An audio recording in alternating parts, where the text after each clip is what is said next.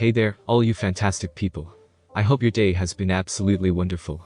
We're back with another thrilling episode of What If Naruto Became the Bodyguard of Azula. Make sure to show some appreciation to the talented author behind this fanfiction. You'll find the link waiting for you down in the description. In a crossover fanfiction, Naruto and Azula navigate their roles and personal struggles. Naruto mentors Azula, guiding her away from her father's influence. Facing nightmares, Azula finds solace in Naruto's friendship. As their paths intertwine, they confront their pasts, aiming to shape a brighter future in a war-torn world. If you're loving this mind-bending what if, don't hold back, drop a comment and share your thoughts. And while you're at it, don't miss out on exploring the other captivating what ifs available on this channel. Alright, without further ado, let's kick off this video and dive into this exciting journey. Location: Ba Sing Se. It had been a month since Team Avatar and Team Asuma arrived in Ba Sing Se and met up with the Sand siblings. Ever since they discovered that Feng held the power and that they were being watched all the time, they couldn't really do anything. Therefore, they tried to make the best of it. Sokka, Shikamaru and Kankuro had managed to land themselves in a poetry class, and proceeded to have a 3-on-1 haiku duel with the teacher. They were doing pretty well until Kankuro flubbed it and added an extra syllable. At that point, they were tossed out of the building. At one point, Katara had managed to convince the other girls, including Shui, that they needed a girls' day out at a spa. It had been going well, until they ran into another group of girls. The other girls took one look at Shui's bust, and let loose the mocking and the insults. She tried to ignore them, but they then started to poke her bust, wondering aloud if they were actually real or fake. It was then Shui broke down and began to cry, causing the girls to leave the spa. Unfortunately, the other girls followed them onto a bridge, continuing with the mocking insults. At this point Toph had enough. She bent a hole in the stone bridge beneath the rude girls, making them fall into the river. Katara helped by bending the river into sending the girls faster downriver. They cheered Shui up afterwards, each telling her that they were a little jealous of her bust. She smiled at that and went back to her normal self. Aang, Gar, Asuma and Choji also got into a little adventure of themselves. As they walked around the city, they came across a zoo that had seen better days. After listening to the zookeeper, Aang had the brilliant idea to let all the animals out, and did so, even when Asuma and Choji said it was a bad idea. Gar just stayed silent. The result was rampant chaos throughout the city. The animals caused trouble everywhere and caused people to panic, especially a certain cabbage merchant who was about to scream his trademark complaint, and then just gave up. After some initial confusion, Aang managed to herd the animals outside the city and into the farmlands. Once out there, he quickly bent stone walls up from the ground and made a new, spacious zoo. Although some house pets were caught in the zoo, they were quickly brought out, and people enjoyed the new zoo. Aang still got smacked upside the head 3 times in a row for the boneheaded move he made. For the day and a half, he had a bright red handprint on the back of his head. However, it wasn't all just fun and games. Sokka and Shikamaru had almost literally tore the library of Ba Sing Se apart, trying to find something that could help them get around Feng's power. While covering different sections of the library, Sokka had an encounter with Naruto. Flashback. Spears, take it. Sokka swore as he slammed a book down on a table. He was glad there was no one nearby to hear his outburst. There has to be a way to get around Feng's control. He had been poring through books on the laws of Ba Sing Se, yet he couldn't come up with anything that he could actually use. Perhaps you've been thinking about it the wrong way, Naruto's voice came from behind him. He whipped his head around to see the Fire Nation paragon leaning against a wall, reading a book. He looked completely at ease, like nothing was wrong. How did you get in? He hadn't heard the guy walk up behind him. Same way as you, through the front door, the blonde answered. He walked over to the table where Sokka was sitting and sat down, closing the book. What's stopping me from calling Shikamaru? Sokka asked, his eyes drifting to his boomerang lying on the table, off to the side. Eyes up here, Sokka, Naruto told him, getting his attention. What's stopping you from calling for Shikamaru is the fact he's on the other side of the library, and if he's called, the only thing he'll find is you on the ground unconscious. Besides, I just want to talk. We have nothing to talk about. They were on opposite sides of the war. By rights, they should be at each other's throats. As a matter of fact, we do, the blonde replied just as firmly. We've both seen the level of corruption in this city, and we both know who's responsible for that. Well, we can't exactly create a revolution in the streets, Sokka replied with dry sarcasm. We'd be arrested by the Dai Li, companions of the Avatar or not. And he was sure the man would enjoy locking them up and throwing away the key. And therein lays your problem, Naruto told him. Feng controls the Dai Li and as such, holds the power of the city. But your problem can also be your solution. What? What in the name of you did the blonde mean by that? Look at it like this. What would happen to Feng if his control of the Dai Li were taken away? It's food for thought. He stood up from the table and began to walk away. Why are you doing this? Sokka asked him. Why are you helping me? It didn't make any sense. He stopped and turned back to face him. The corruption in Ba Sing Se needs to be destroyed. How it's destroyed is up to you. He walked away from the table, whether to go deeper into the library or to leave, Sokka didn't know. Turning his attention to the books in front of him, the tribesman noticed that the book Naruto had been reading was still on the table. Picking it up, he noticed that there was a piece of paper sticking out of the book. Turning to the page that had the paper, he read the page and his eyes widened. Then flashback.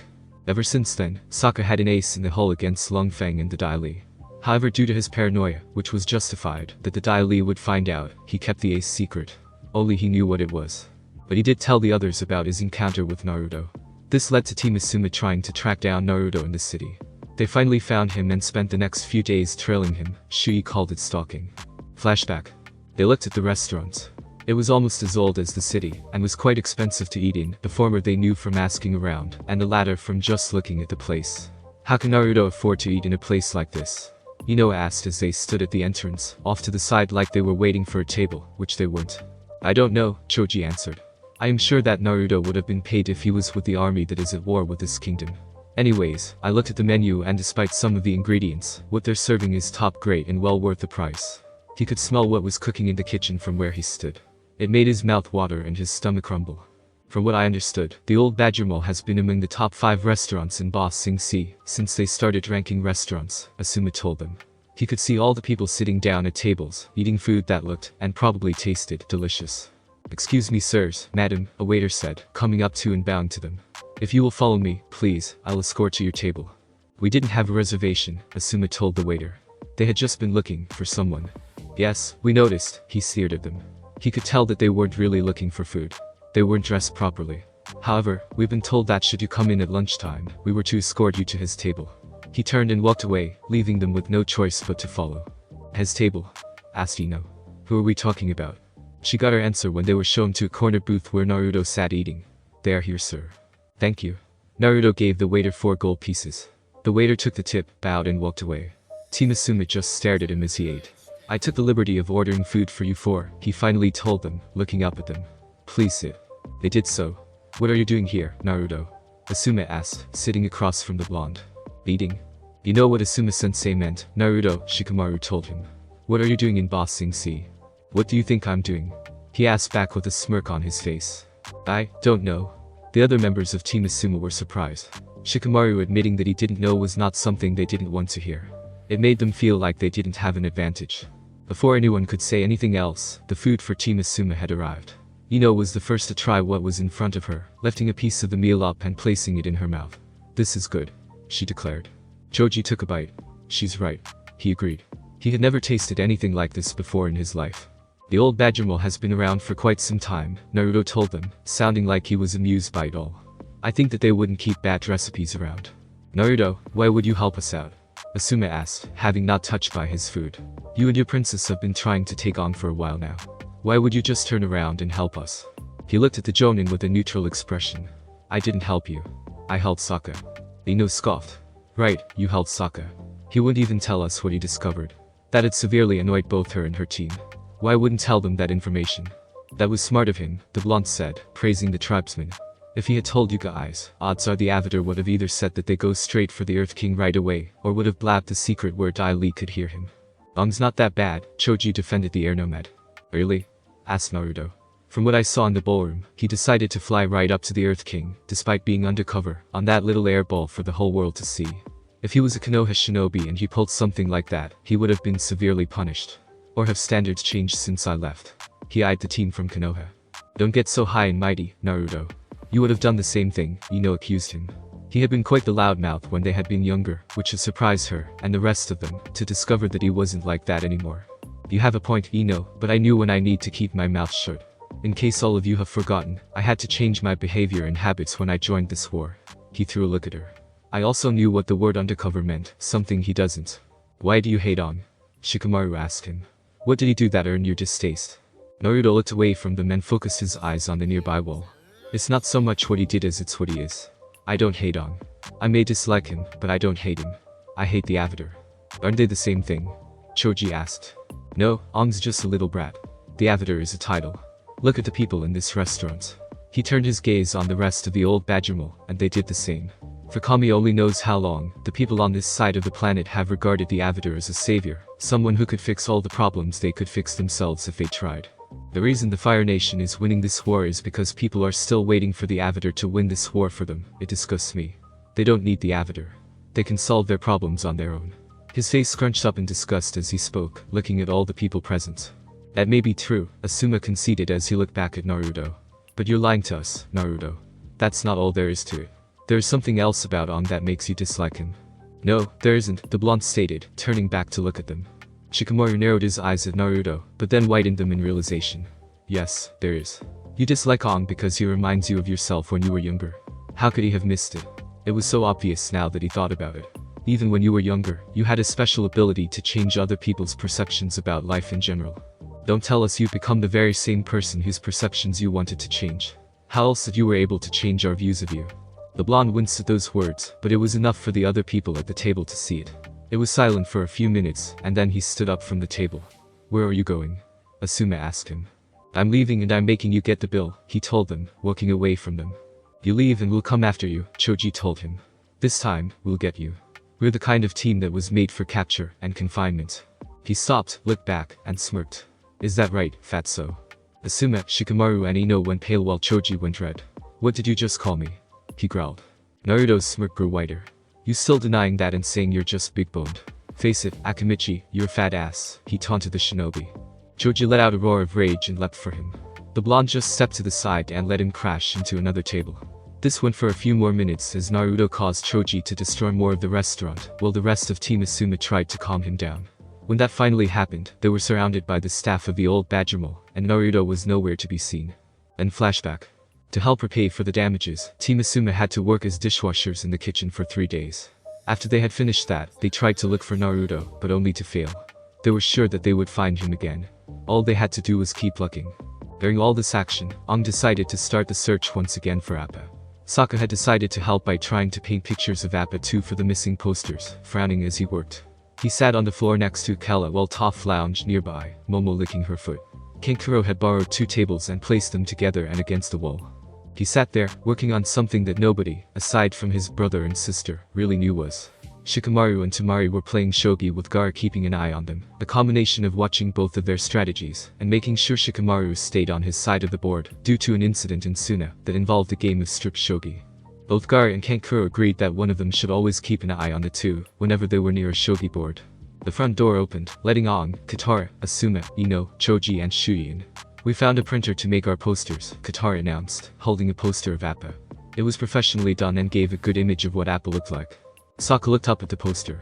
Good to know, because I don't think this is going to work. He held up a painting to emphasize his point. Sokka, the arrow is on his head, Aang told him. Katara tried to hold in her laughter at her brother's attempts at drawing the sky bison. It was horrible to say the least. See what I mean? He asked the wolf beside him. The Kella nodded in agreement. It's not that bad, Kankuro said without even looking up from what he was working on. Yeah, it looks just like him to me, Toph said. Okay, you're not even looking in this direction, Sokka told the Suna shinobi, who was indeed still looking at his workbench. And why do you feel the need to do that? He asked the blind earthbender. Let's stick with the professional version, Katara suggested. No complaints here, he told her, ripping up the poster he held on his hands. Come on, let's get busy. Aang told them, holding stacks of posters in his hands. Well, he's certainly upbeat, Temari noted, looking up from her game. It's troublesome, Shikamaru told her, moving a piece. Checkmate. She looked at the board. Damn it, you always do that. She reached for the sash around her waist with a small smirk on her face. I guess I should reward you. Gar's gaze hardened and Kankuro whipped his head around to look at them. I don't want to run down the street to avoid becoming a eunuch because of you, troublesome woman, Shikamaru told her, avoiding the gazes of her brothers. That already happened once. Oh, you no fun, she said, putting her hands down. She was smiling more fully now, happy to see the Konoha shinobi squirm. Hey, can you and the lazy ass save the honeymoon for later? She asked the two of them. Look at the arrowhead. He's practically vibrating where he's standing. She pointed at Aang, who was indeed practically vibrating with barely contained energy. Perhaps it is best if we went to work, Gar told them. That was all Aang needed to hear. He was out of the door with Momo before anyone could blink. The two of them flew over the city, dropping posters as they went. It was another day in the tea shop. Both Iroh and Zuko were serving tea, and judging by how many people were in the shop, they liked the tea. But things soon became different. So, you're the genius behind this incredible brew, a richly dressed customer told Iroh after drinking some of the tea, standing up from the seat he was in. The whole city is buzzing about you. I hope Hao pays you well. But tea is its own reward, Iroh told him. It was something he believed in. But it doesn't have to be the only reward, the customer replied. How would you like to have your own tea shop?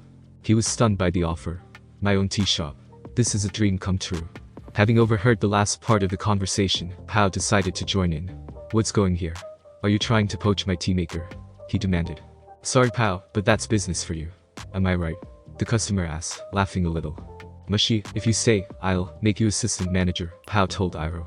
Wait, senior assistant manager. I'll provide you with a new apartment in the upper ring.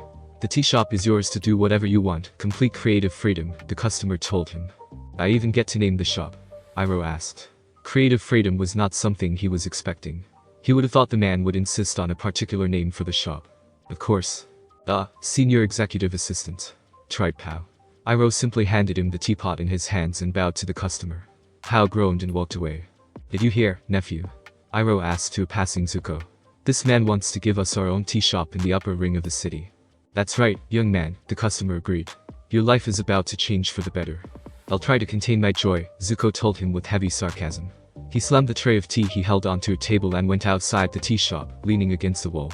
What in the name of an eye are we doing? They had been in Ba Sing Se long enough for his hair to grow slightly shaggy, and yet, all they've done was serve tea. Is this my destiny now? Was he to serve tea to people until he died? That was when he saw something floating down through the air. He grabbed it to see that it was a poster of the Avatar's bison. He quickly looked up but saw nothing. He climbed to the roof of a nearby building to get a better look, but saw no one. I swear this moron has no understanding of the words discreet and subtlety. Naruto's voice spoke from behind Zuko. He turned around and sure enough, Naruto was there on the roof. Naruto noticed him as well. Hey, Zuko, he said in greeting. Love what you did with your hair. What are you doing here, Naruto? Zuko asked him carefully. How the blonde get into Ba Sing Se, and more importantly, what was he doing in Ba Sing Se? Well, I'm currently wondering just how idiotic the Avatar is. Doesn't he know that this will just get the attention of the Dai Li? He looked at Zuko thoughtfully.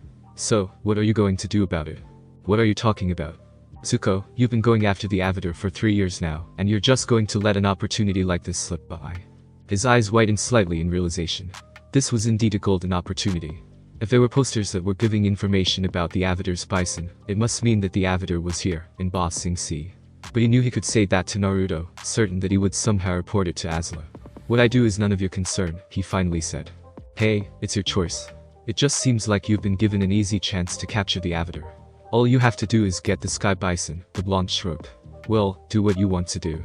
He walked over to the edge of the roof and stepped off, falling to the ground. Zuko quickly made his way over to the edge to see if Naruto was alive, only to see no one on the street below. Everyone was doing their own thing. Kankuro was still working on something. Toph was throwing a ball against the wall. Shikamaru was teaching Shui how to play shogi. Ino was doing some flower arranging. Choji was checking the supplies they had recently bought. Asuma was sharpening his chakra blades.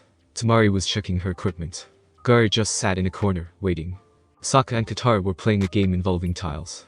An walked through the front door with Momo. I just finished dropping all the leaflets. Has anyone come in with news about Appa? He asked as he ran to where Katara and Sokka were sitting. It's only been a day, Katara told him, focusing on the tiles in her hand. Just be patient. He did sit down, but when they heard knocking on the door, he stood right back up. Wow, you're right, he said. Patience really pays off. He ran back to the door. He opened it, revealing a visitor that they were not expecting. Judy? He asked, staring at their guide. Her creepy grin was plastered on her face. Judy, the one they actually knew, walked into the house. Hello, Aang and Katara and Sokka and Toph and Shikamaru and Ino and Asuma and Choji and Gar and Tamari and Kankuro and Shui, she greeted them as they gathered up in front of her. Mouthful, Shui commented. No one paid attention to her. What happened to you? Sokka asked as he placed a restraining hand on a snarling Akela. The wolf still did not like the woman in front of them. Did the Dai Li throw you in jail? What? Jail? Repeated Judy. Of course not, the Dai Li are the protectors of our cultural heritage. But you disappeared at the Earth King's party, Toph said. They didn't see her when they left and hadn't seen her since, until now, that is. Oh, I simply took a short vacation to Lake Laogai, out in the country, she told them. It was quite relaxing. But then they replaced you with some other woman who also said her name was Judy. Katara told her. It had been a little more than creepy to see a different woman with the same name, clothes, and creepy smile. I'm Judy, she replied like it was the most obvious thing there was. Why are you here? Aang asked. She pulled out a poster of Appa. Dropping flyers and putting up posters isn't permitted within the city. Not without proper clearance. We can't wait to get permission for everything, Sokka told her. They wouldn't be able to do anything if they did, they'd just be sitting on their rears all day, waiting for permission to move. You're absolutely forbidden by the rules of the city to continue putting up posters, she told them, that creepy smile still on her face. Bong got into Juti's face, his head literally getting bigger and turning red. We don't care about the rules and we're not asking permission. He bellowed, steam coming out of the back of his head. We're finding Appa on our own and you should just stay out of our way. He slammed the door in her face. That's going to come back and bite us in the rear, Choji noted. He just knew that it would do that. Bong, you shouldn't have lost your temper like that, Asuma told the air nomad. It was never a good thing when someone exploded in that manner. It would always reveal something to the other person, who might try to use it to their advantage. I don't care. He snapped, his head going back to normal size and turning less red. He was sick and tired of the runaround they were going through. From now on, we do whatever it takes to find Appa. Yeah, let's break some rules. Toph cheered before destroying the side of the house feet earthbending. The rest of the group was silent. I don't think that was what he meant, Gaara finally said. Let's just get going, Ong said. They could worry about the damages later. One question though, Kankura said. Did anyone else see his head go big and red or was it just a genjutsu? He pointed to Ong. I saw it and I don't even know what a genjutsu is, Shui told him. That'd have been a weird thing to see. We can save it for later, Katara told them. Let's go. They exited the house, unaware that they were being watched by Dai Li from a nearby roof. I'm extremely disappointed in your work with the Avatar and his friends, Juti. I had hoped that you would be able to control the situation, Long Feng said as he sat in front of the fire. Juti had just recently come to him and told him about what the Avatar was trying to do. I'm so sorry, but they don't trust me anymore, Juti told him, starting to get upset. I don't think I can keep working like this. Juti, the Earth King has invited you to Lake Laogai, he said to her. Her eyes dilated at those words. I am honored to accept his invitation, she said without emotion. But, now go await further orders. She left the room. He stood up and stared into the fire. If the Avatar keeps searching for his bison, it could upset the delicate balance we've worked so hard to achieve in this city, he said, half to himself and half to the agents in the room. It could even cost us control of the Earth King. Should we take care of him? One of the Dai Li agents standing at the door asked. No. It's much too dangerous for us to confront him directly. Let's see if we can handle this quietly. Sir, might I suggest we use the boy we took care of? The other agent suggested. Apparently, he and the Avatar have had a history. Long Feng said nothing, he just nodded his agreement. Iroh was packing away clothes when the door to the apartment opened and Zuko walked in. So, I was thinking about names for my new tea shop, Iroh told him. How about the Jasmine Dragon? It's dramatic, poetic, has a nice ring to it. Zuko didn't comment, he simply showed his uncle the poster. The Avatar is here in Ba Sing Se, and he's lost his bison, he stated. The silent meaning behind those words filled the air. Iroh took the poster and looked at it. We have a chance for a new life here, he told his nephew, who walked away once the poster was out of his hands. If you start stirring up trouble, we could lose all the good things that are happening for us. Zuko was staring out the window when he heard those words. Good things that are happening for you. He snapped at Iroh, turning back to face him. Have you ever thought that I want more from life than a nice apartment and a job serving tea? There's nothing wrong with a life of peace and prosperity, his uncle replied. I suggest you think about what it is that you want from your life and why. I want my destiny, he said, walking away. What that means is up to you. Iroh then had another idea for the tea shop. The tea weevil. No, that's stupid. They put up posters of Appa along the walls. We'll split up to cover more area, Sokka decided. Toph, you should come with me. He told the blind earthbender. Why? She demanded. Because you think I can't posters on my own. She yanked a paintbrush out of Sokka's hand, swept a streak of glue on the wall, and slammed a poster onto the glue. However, she had put the poster up backwards. It's upside down, isn't it? No one said a word. I'll just go with Sokka. She handed him back the paintbrush. They split up and went different ways. Katara and Shui were putting up posters near a river when they heard a voice, one Katara knew.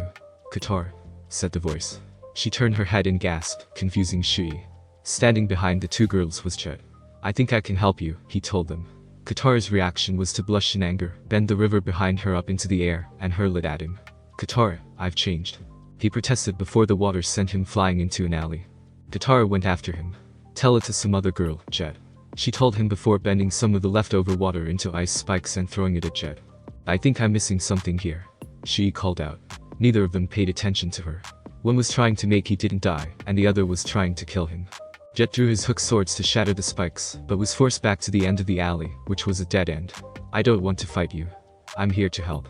To prove his point, he dropped his swords, sending them to the ground. Katara looked baffled. Jet then reached for something behind his back, making Katara pin him to the alley wall via more ice spikes. By now, the rest of the group had shown up. Katara, what is it? Sokka asked. He had heard a fight beginning and raced over. Get's back, she growled, staring at the freedom fighter with hatred in her eyes. He just stared dispassionately back. Oh boy, Aang replied. That wasn't good, especially when Katara was this mad about seeing him. Hey, she shouted, getting everyone's attention. I'm pretty sure the rest of us are lost here. Could you please explain who exactly this guy is? I'm with her, Kankuro said. Same, Ino agreed. To her, it was just a stranger pinned to the wall before them. We met Jet a while back, Sokka told them. We didn't leave on good terms.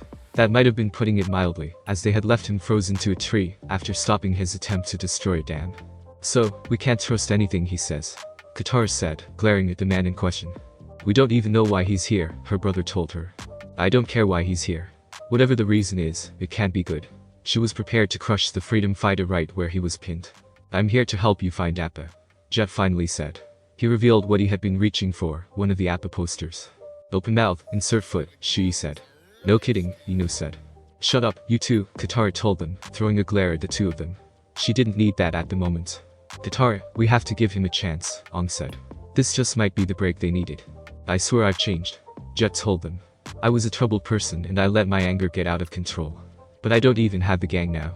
I've put all that behind me. You're lying, Katara said. She could not and would not believe anything that came out of his mouth. Toph walked up to the wall and placed her hand on it, next to him. He's not lying. How can you tell? Choji asked, curious about how she could do that. I can feel his breathing and heartbeat. When people lie, there's a physical reaction, she explained. He's telling the truth. Katara, we don't have any leads, Aang told her. If Jet says he can take us to Appa, we have to check it out. Alright, Katara agreed, before pointing a finger at Jet. But we're not letting you out of our sight. She pointed again to emphasize her point. Can you say tension? Kankuro asked with a smirk on his face. I believe you can, Gar answered, smiling a little. They unhooked Jet from the wall, and he led them to a warehouse. This is the place I heard about, he told them as they entered the building. They looked around, but the place was empty. If this is a trap, Katara warned him, her hand going for her pouch. I told you, I work nearby, he replied, stopping her. Two guys were talking about some giant furry creature they had. I figured it must be Appa. He was here, Toph called out. She was holding a clump of white fur. They all gathered around her. She gave the clump to Aang, who felt it.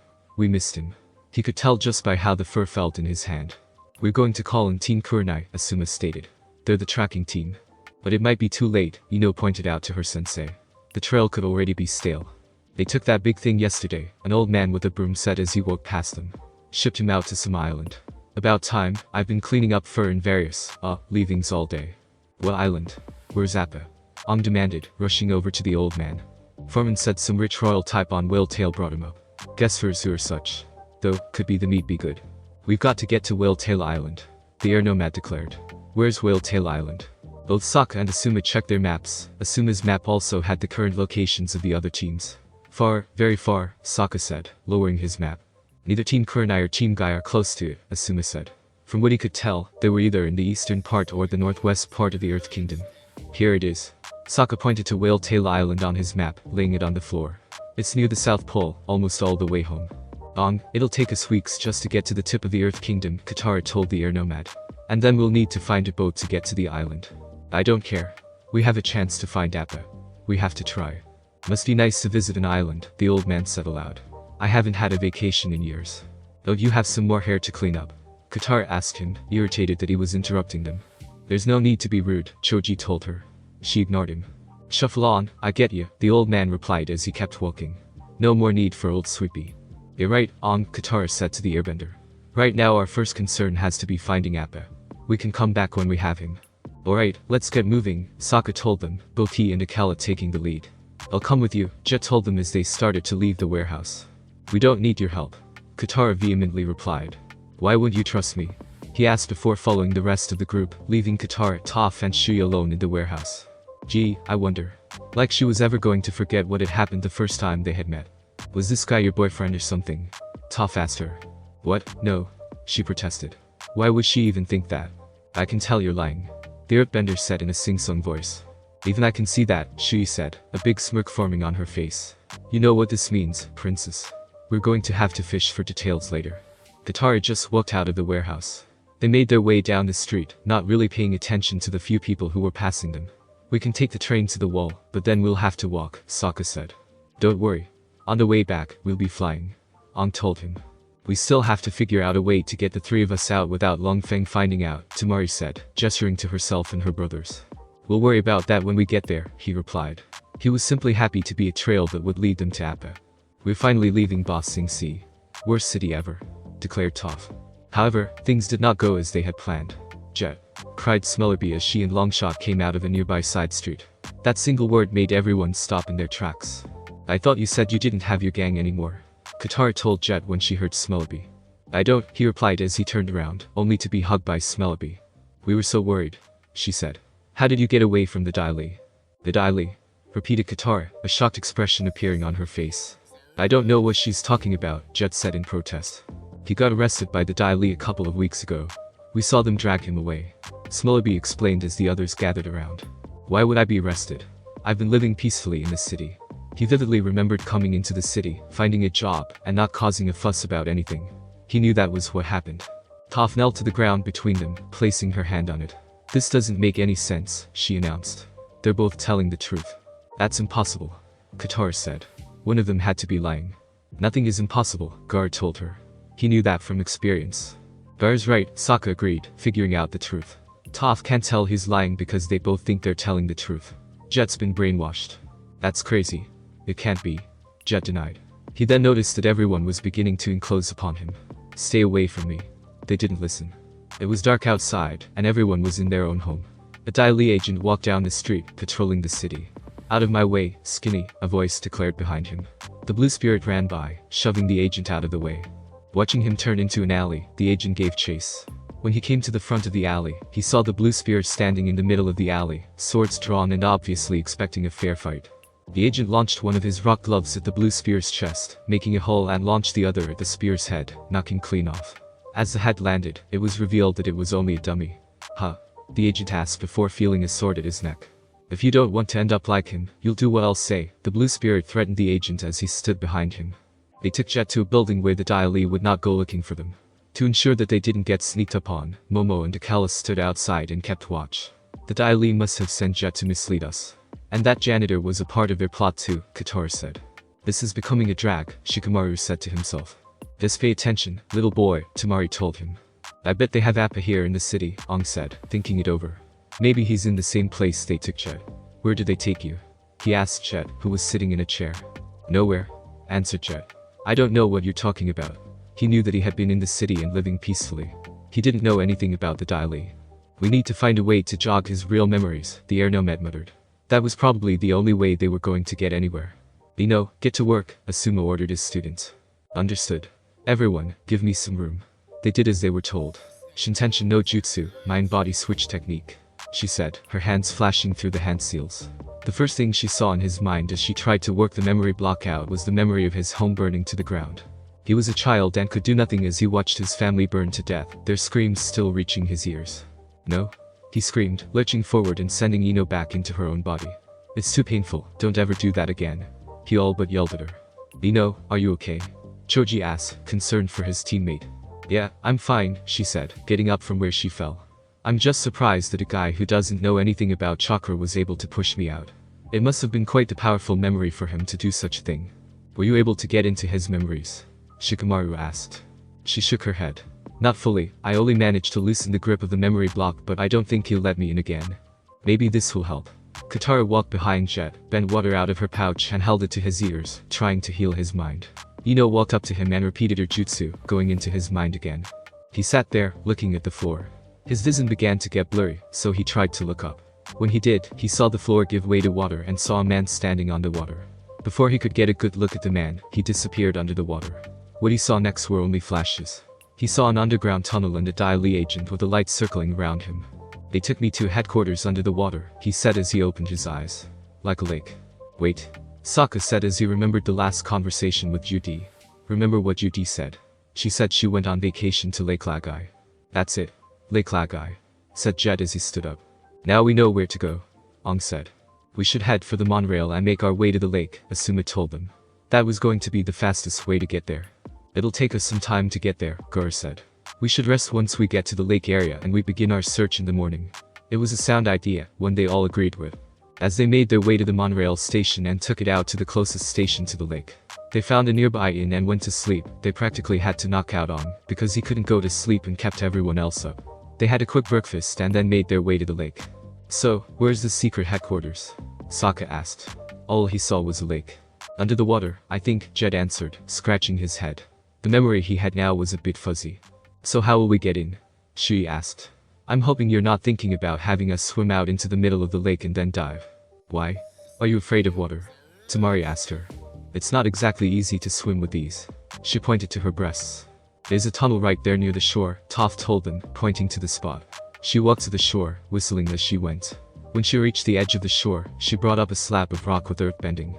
At the end of the slab was a stone that looked like it was covering something. Toph moved the stone to reveal a hole with a long ladder leading down. Momo flew away, not wanting to go underground. Bakela, Sokka told the wolf, "Stay out of sight." Bakela nodded in agreement and headed back to the shore. They made their way down the ladder and into the headquarters. Jet led the way. "It's all starting to come back to me," he whispered. His memories were becoming clearer and clearer as they walked through the eerily lit tunnels. They passed by a slightly open door and took a quick look inside. What they saw scared them. "I'm Judy. Welcome to Boss Sing Si," a Dai Li agent said as he stood in front of several women. "I'm Judy. Welcome to Boss Sing Si," they repeated with a monotone voice. "We're so lucky to have our walls to create order. We're so lucky to have our walls to create order," they repeated with the same voice. "By the spears, that's terrifying," Shui whispered as she looked through the door. "How could they do this? They were taking women and turning them into dolls." "The rat only wishes to have power and control," Guard told her. "He does not care about the methods to get them." He was disgusted by what he was seeing. Even he had been treated better as a child than those women were now, and that was saying something. "That's why we have to stop him," Sokka said. They needed to bring Long Feng down, so the Earth King could learn about the war, and to prevent anything like this ever happening again. Shui was silent for a minute. "Sokka, can you promise me something?" she finally asked. The tribesman turned to face her. It was the first time she used his name. "What?" "Promise me that I won't become a Judy." She looked back to the door and quickly whipped her eyes away. She sounded scared at the idea of becoming something like that. "Don't worry, you won't. I think there might be a cell big enough to hold Appa up ahead," Jet told them. They soon came across the door he mentioned. "I think it's through here." He opened the door. The sky bison was chained to the floor. After finally escaping the sandbenders and having bad experiences, which ranged from hunger to a Fire Nation circus, Appa had made it to Boss Sing Si, only to be captured by Long Feng. The only one who had gotten closest before now was Momo, who found the location where Appa was taken. But that was it. Now, he was in a dark room, lighted by the palest light, and chained to the floor, so that he could not fly. The door to the cell opened and he opened his eyes, hoping that it was on. But what he got was a person wearing a blue mask. He stood up into a defensive position and growled at the person. He knew who it was just by his scent. Expecting someone else, the blue spirit asked, walking into the room and drawing his swords. They all walked through the door and into the room. It was big, empty, and dark. Despite all that, they couldn't shake the feeling that they weren't alone in the room. Their fear became true when the door behind them closed and the room lit up, revealing Dai Li agents hanging from the ceiling and walls. "Now that's something different," Sokka commented as his boomerang was quickly drawn. "Next thing you know, it'll be raining men," Ino said, agreeing with the tribesman. "Of which I think you love every minute," Tamari told her. "You have made yourselves enemies of the state," Long Feng announced, standing before them with Dai Li agents standing behind him. "Take them into custody," he ordered to Dai Li. They dropped down from the ceiling and encircled the group. Two of the Dai Li acted first by bending their rock gloves at the group, which then turned into fists. Toph shattered the gloves by earth bending them, which allowed Tamari and Kankuro to get in close and take them down. Kankuro knocked the legs from underneath the one he was fighting, while Tamari used her folded-up fan as a club, knocking two more Dai Li agents, unlucky enough to get closer to her. Jet and Shui charged two of their Dai Li agents, who also launched their rock gloves at them. Jet shattered them with his sword and slid past one of them, using his hook sword to trip up one of the agents. Shui punched the other agent hard in the stomach, sending him flying into the wall. Long dealt with agents with both airbending and earthbending. Sokka and Katara also destroyed a pair of rock gloves, but got caught by the second pair. They started to get dragged towards the Dai Li agents who had fired the gloves, but were saved when Toph bent a rock wall between them and the agents. They tried sending a rock line at her, but she bent the earth beneath her upwards into a column. The two agents went after her using columns, along with two other agents running up opposite sides of the walls. They bent columns out of the walls and sent straight at Toph. She took down the first pair easily, jumped over the columns coming from the walls, and took out the other two.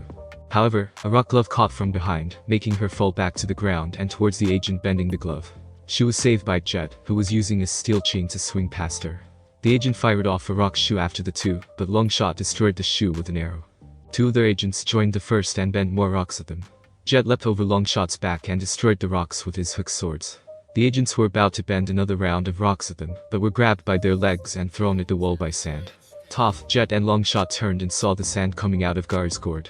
Gar wasn't moving himself, but whenever a rock glove or shoe was sent at him, the sand would protect him from the attack. He gave them a nod and then went to help Team Asuma. Long Feng just watched all this happen. When he realized that the odds were not going to be in his favor, he left through the door, closing it behind him. Ong saw him leaving. Long Feng is escaping. He yelled out. He went after him with Jet and Shui behind him, blowing the door apart with earth bending. They chased after Long Feng, entering a room that pipes in the walls and water coming out of them. They looked around for Long Feng, only to hear and see the door seal them in. Long Feng dropped down in front of the sealed door. Alright, Avatar, you caused me enough problems, he said, completely annoyed. This is your last chance, if you want your bison back. You do have Appa. Tell me where he is. Ong demanded. Agree to exit the city now, and I'll waive all charges you and allow you to leave with your lost pet. He practically ordered the air nomad. How about you give us the bison, and I don't smash your face in as well as making you unable to have children. Shui threatened, holding up her fists to emphasize her point. You're in no position to bargain, Jet told Long Feng, readying his hooked swords. Am I not? He asked with a calm and confident smirk on his face. You're definitely not. Ong told him, readying his staff.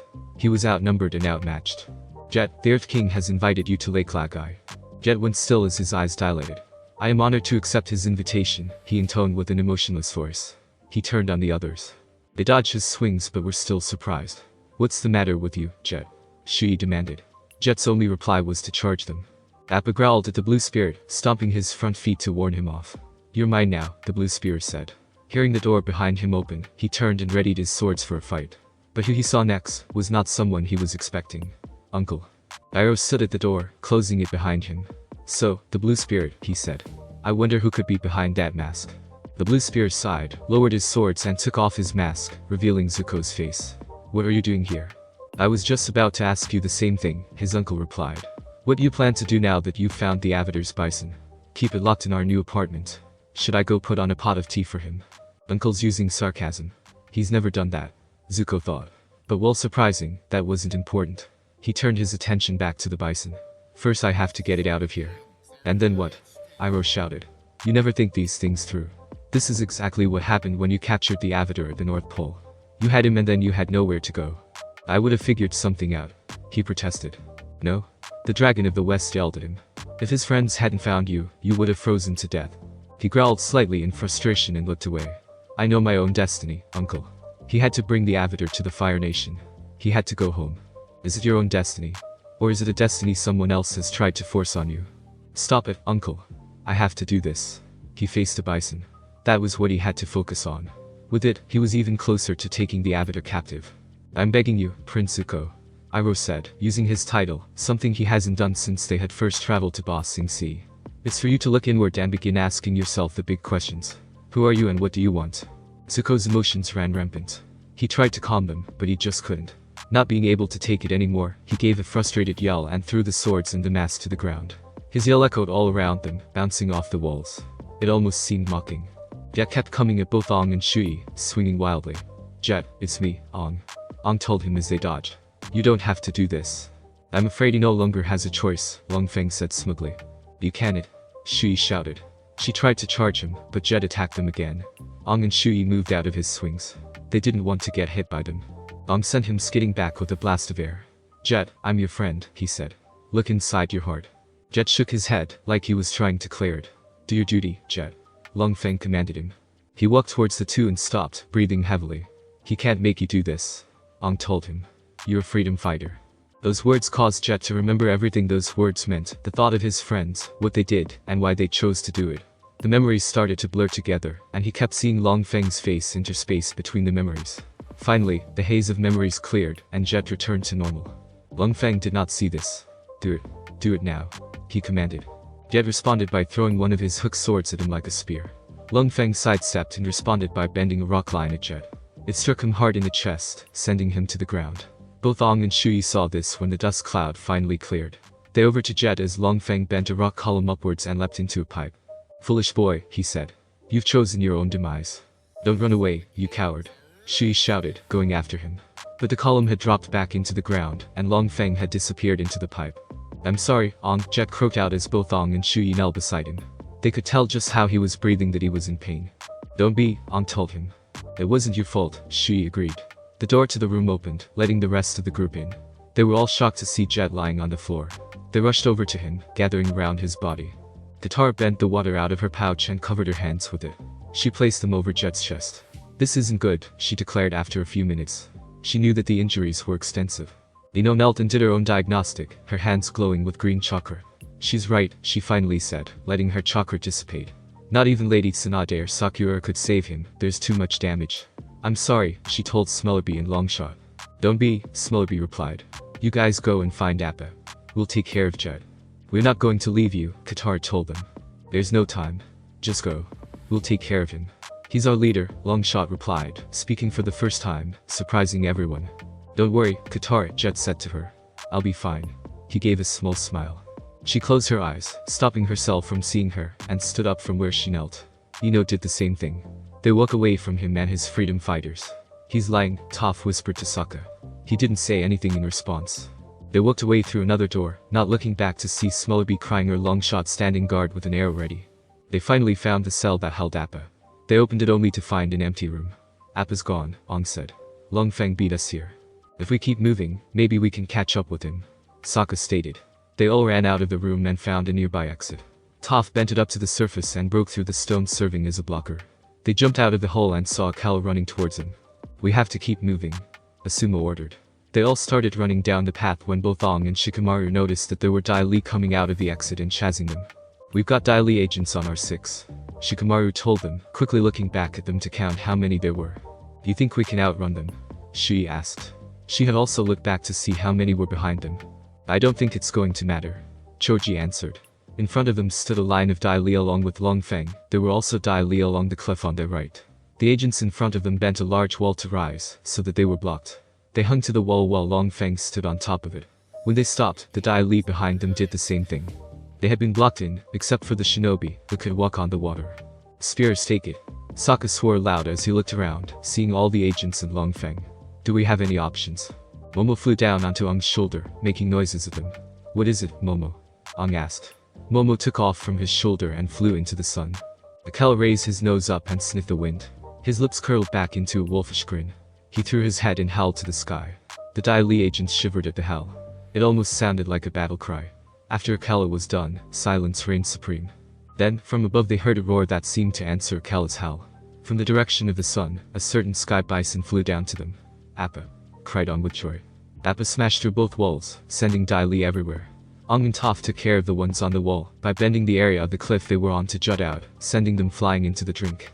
After Appa had smashed through both walls, he turned around and landed on the ground. As Long Feng stood back up, he saw that the Dai Li had gotten away. He then turned around and came face to face with a very pissed off sky bison. I can handle you by myself, he declared. He charged at Appa, bending the earth to form a ramp beneath him. He threw a kick at the sky bison, but all Appa had to do to stop him was bite down on his leg. He tossed Long Feng out into the water, making him skip like a stone before finally sinking into the water. Appa stood there for a few seconds and then spat out Long Feng's shoe. Then he turned his head towards the group, causing them, except for the Sand siblings and Shui, who had never met him, to run forward and circle around him. He sat down and let them get close. Sokka hugged his arm while Akela and Momo jumped onto his head. Ong leapt onto his forehead, trying to hug him for all he's worth. I miss you, buddy, he said, tears of joy flowing freely down his face. Appa closed his eyes in contentment. So that's a sky bison, Shui said as she looked at Appa. Truly, an impressive creature, Gar commented. There were very few creatures he had seen in his life who could match the one in front of him. Sokka lifted his head from Appa's leg, seeing that they hadn't moved from where they stood. Come on guys, get over and meet Appa, he told them. They walked over and placed a hand on Appa. When he didn't growl at them, things went more smoothly. A few minutes later, Appa was flying over the water with passengers on board. Katara looked down at the water, remembering Jet. She felt a hand on her shoulder and turned around to see Ong, Toph and Sokka. The four of them on Appa's head gave a group hug, while the others stayed on Appa's back. Appa himself just lowed in contentment, Akela woofed in agreement. They climbed out of the hole that served as an entrance. You did the right thing, nephew, Iroh told him. Zuko didn't reply, he just took out the mask of the blue spirit and looked at it. Leave it behind, Iroh told him. He walked to the edge and tossed the mask into the water. After he watched sink into the water, he and Iroh left. Naruto stood on the cliff, watching as the sky bison flew away. Hook, line, and sinker, he said with a smirk. Thanks for listening. I do hope you enjoyed. If you want the next part of this video, like, subscribe and comment down below, and turn on the bell notification.